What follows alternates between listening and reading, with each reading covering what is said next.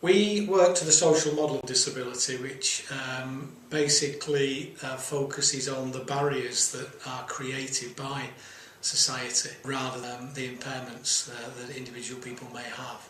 So we seek to promote the removal of those barriers to ensure that we've got an equal society for everybody, and that disabled people can play a full part in the local social lives and in employment.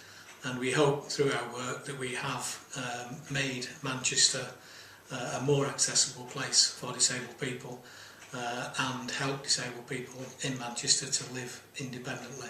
Breakthrough in itself is and was an innovation. It's very current right now to set up disabled people's organisations, but here in Manchester we did it 15, 16, 17 years ago when it really wasn't happening, and that in itself has changed the way that disabled people are viewed, because we've run a significant social enterprise that's been part of the voluntary sector in Manchester all that time and involved and influenced, and it's been seen that it's disabled people doing it and can do it, and actually that's not a problem. Well, Breakthroughs, I think, is in its 15th year, so I think over that time it has an incredibly powerful contribution to disabled people and disabled people's lives. And in that sense, I think it's on a phenomenal amount. And I think part of that has been the contribution of individuals and organisations and partnerships, but I think in the main, I think the cornerstone of the organisation has been Lorraine. I think Lorraine has been a phenomenal whirlwind.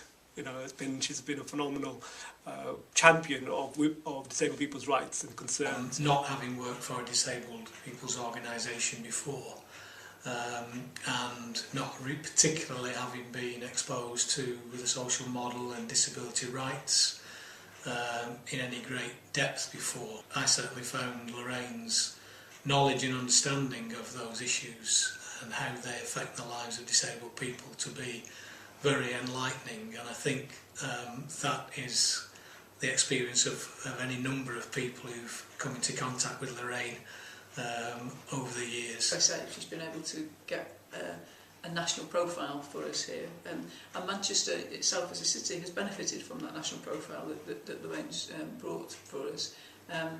And Michelle is very capable of taking that to the next step really on that, and is already starting to use a policy and influencing with government, with central government, with local authorities and with businesses to drive that agenda forward.